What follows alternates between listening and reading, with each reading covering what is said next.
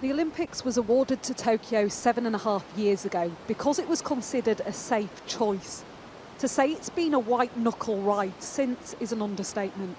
Sexism in the organising committee, a bribery scandal, and now 100 days out, a pandemic still dictating the course of events. Trying to ignore this undercurrent of controversy are the athletes, including this world champion and leading gold medal hope. I'm not actually that engaged with the news generally, and I think that it allows me just to stay focused on my training. And yeah, I know I wouldn't do anything differently. I'd still turn up to train and I'd still try and be the best athlete I could be, and whether or not the games does or doesn't happen wouldn't change that. The athletes clearly want this games to happen. The IOC want them to go ahead because there's billions of pounds riding on it. The Japanese government want them to happen because there's a certain amount of national pride attached to them being a success. But the overwhelming majority of the Japanese public don't want to see this Olympics happen.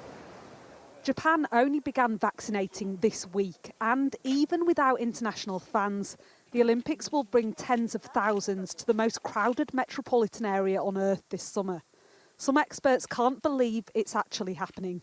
Japan is in the middle of so-called fourth wave of COVID-19. So we do have a surge of increase in patients with COVID.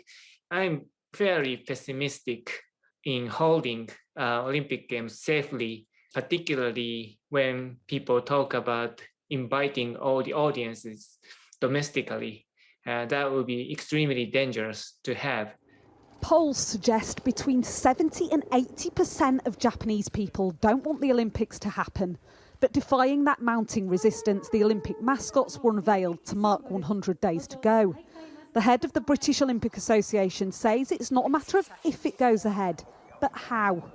They're taking the measures that are necessary now in order to enable the Olympics to go ahead safely in July. So I think the decision not to welcome overseas spectators, which would have been very difficult for them because, you know, the economic boost you get from tourism is one of the key arguments for having an Olympics. I think that is a reflection of the nervousness in the host country, quite understandably.